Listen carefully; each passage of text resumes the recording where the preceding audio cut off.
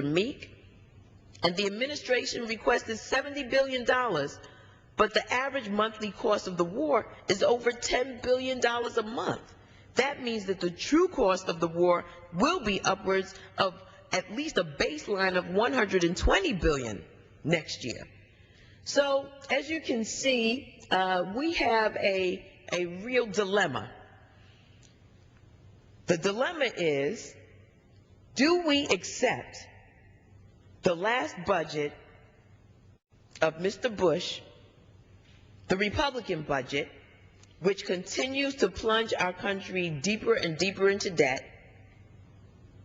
or do we, as we have in the Democratic caucus, continue to push, to organize, to negotiate, to make sure that the needs of all Americans are attended to in this upcoming budget? It's a mammoth task, but I believe, Mr. Meek, we are up to it.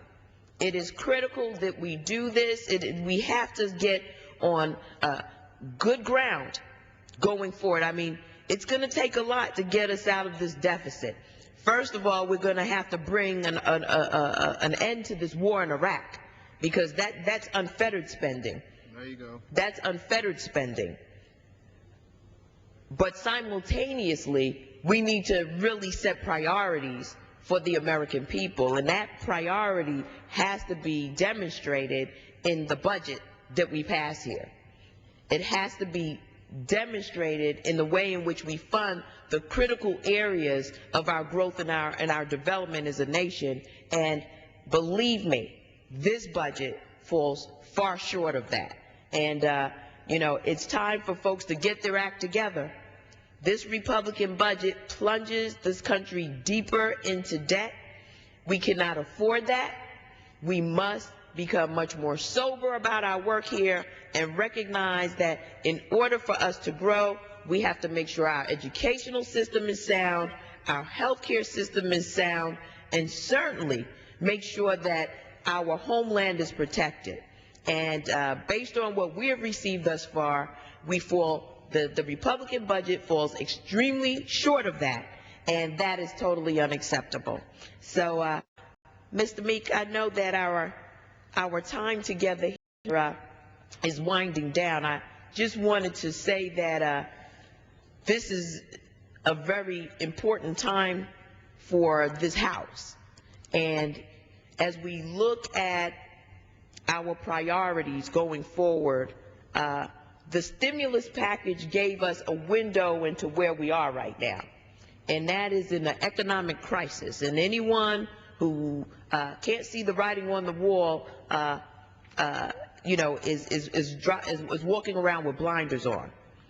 When you compound the economic distress that we're in with a budget that doesn't account for hundreds of billions of dollars that can be spent at a moment's notice, particularly in the misadventure in Iraq, and neglects to build the infrastructure of the nation, areas of education where we become competitive, our talent is cultivated and developed, providing the support systems for working families like child care supports, being able to make sure that we're healthy enough as Americans to continue to do the job and being productive.